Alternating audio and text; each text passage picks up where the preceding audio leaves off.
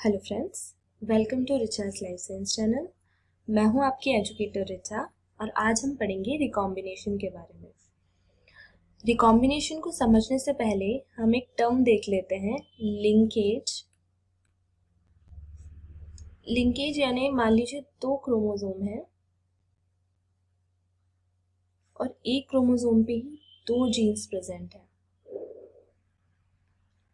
हम इसे अगर डिनोट करें तो capital T small T, capital H small H से डिनोट कर लेते हैं।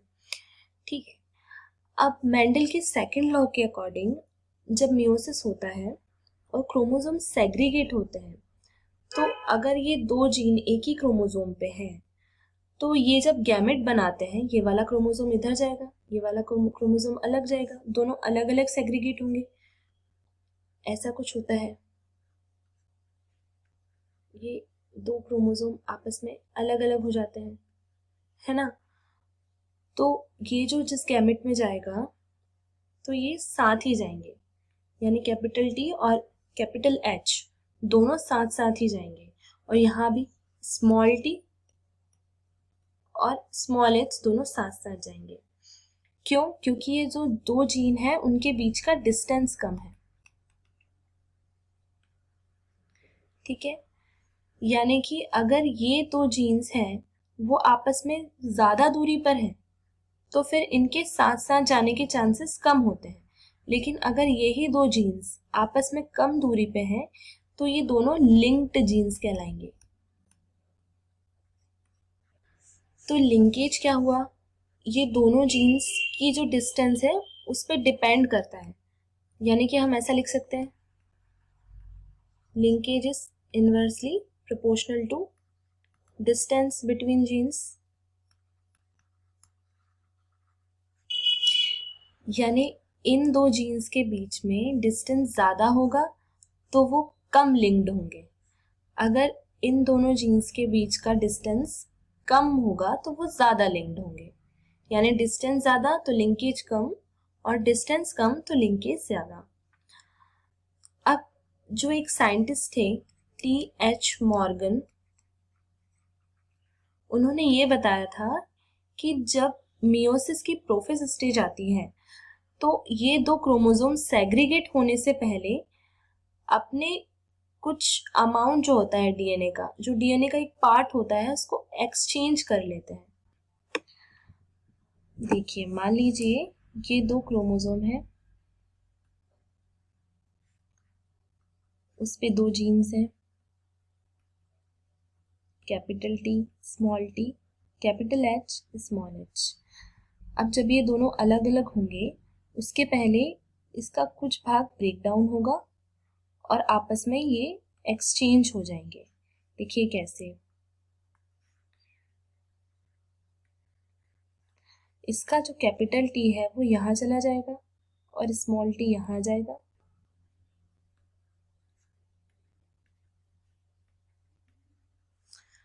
तो ये जो नया कॉम्बिनेशन बना है इसे उन्होंने रिकॉम्बिनेंट्स कहा,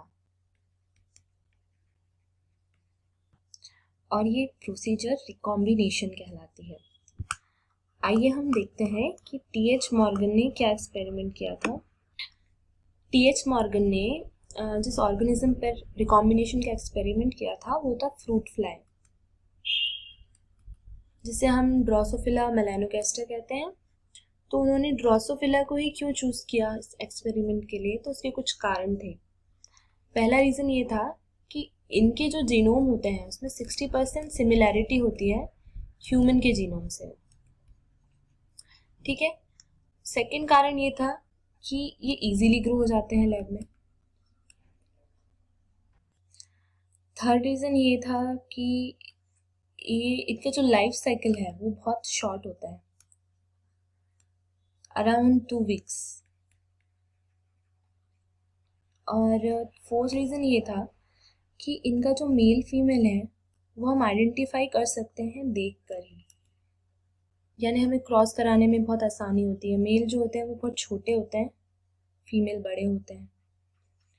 फिफ्थ रीजन था कि इनमें कॉन्ट्रास्टिंग ट्रेट्स देखने को मिलते हैं, जैसे brown body, red eyes, white eyes, yellow body, miniature wings, big wings. इसलिए उन्होंने ड्रोसोफिला को ही चूज़ किया रिकॉम्बिनेशन की स्टडी के लिए। उनकी एक्सपेरिमेंट को समझने से पहले हम यहाँ पे कुछ चीज़ें देख लेते हैं। जैसे कि उन्होंने ये बताया कि जो ट्रेट्स हैं, जो कैरेक्टर हैं, वो सेक्स लिंक्ड होते हैं। यानी कि आप जानते हैं कि दो टाइप के क्रोमोसोम्स होते हैं, एक होता है ऑटोसोम्स और एक होता है सेक्स क्रोमोसोम। तो जो ऑटोसोमल क्रोमोसोम्स होते हैं, जैसे मान लीजिए ह्यूमन है तो उसमें 22 पेयर्स जो होते हैं वो ऑटोसोमल क्रोमोसोम के होते हैं, और एक जो पेयर होता है वो सेक्स क्रोमोसोम का होता है, जिसे हम XX या XY से डिनोट करते हैं। तो जो ड्रोसोफिला के ट्रेट्स हैं, ये जो कैरेक्टर हैं वो सिर्फ X लिंक्ड होते हैं, यानी वो Y क्रोमोसोम पे नहीं मिलेंगे। तो हम ड्रोसोफिला के कुछ कैरेक्टर्स देख लेते हैं। जैसे कि पहला कैरेक्टर है उसका वाइट आइज,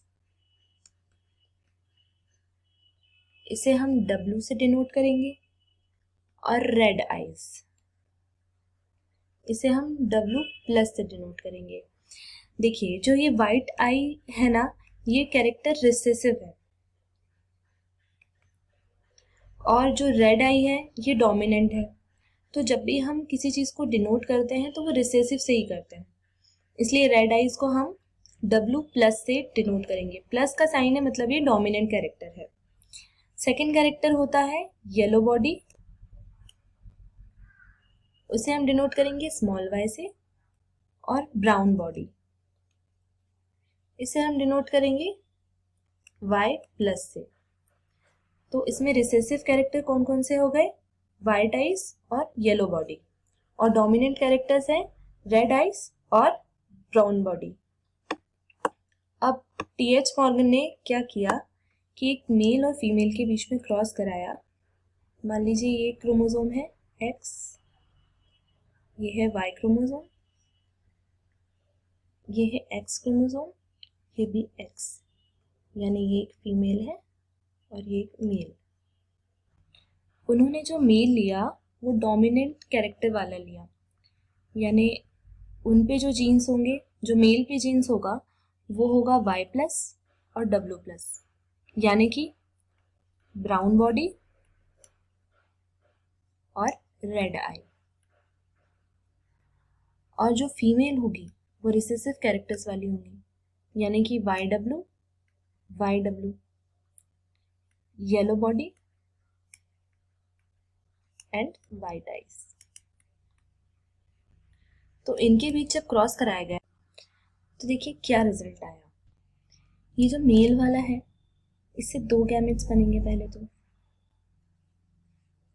एक X क्रोमोसोम ले लो, एक है Y वाला। तो X पे दो जीन्स हैं Y+ W+, और जो फीमेल वाला है वो एक ही टाइप का गैमेट बनाएगा X क्रोमोसोम पे, जिसपे कौन से जीन है Y एंड W। अब ये इसके साथ फ्यूज होगा और इसके साथ भी फ्यूज हो सकता है।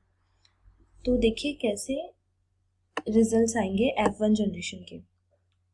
तो अगर हम F1 जनरेशन में देखें तो इसका इससे फ्यूज हुआ तो क्या बनेगा?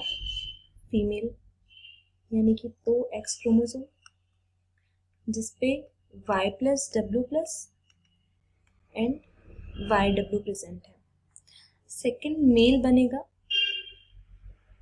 जिसपे YW and second X chromosome.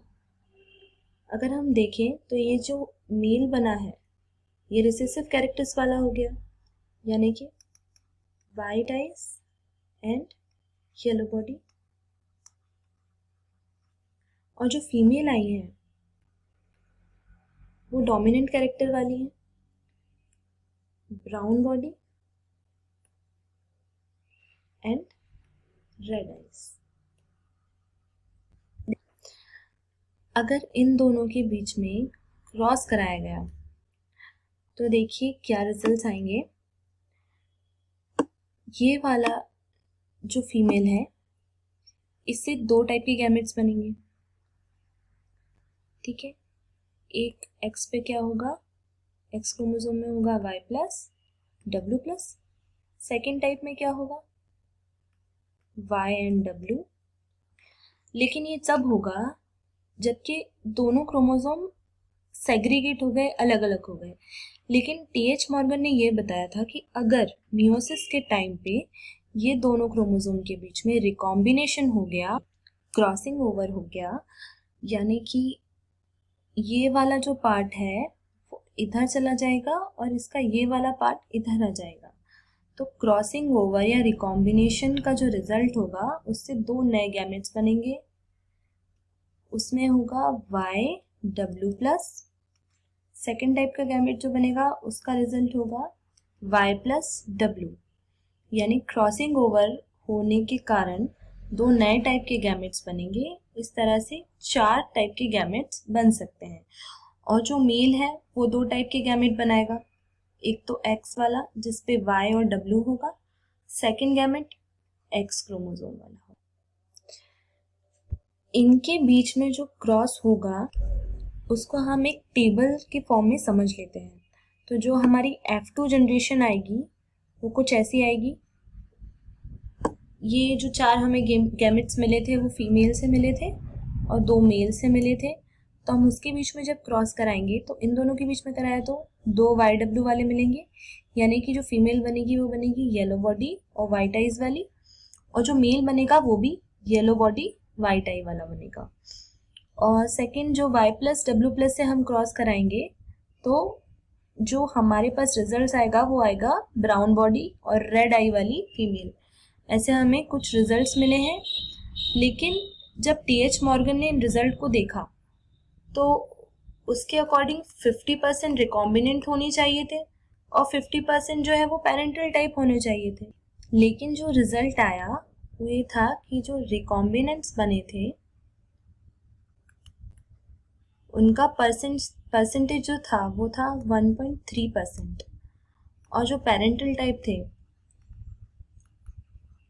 वो थे 98.7%।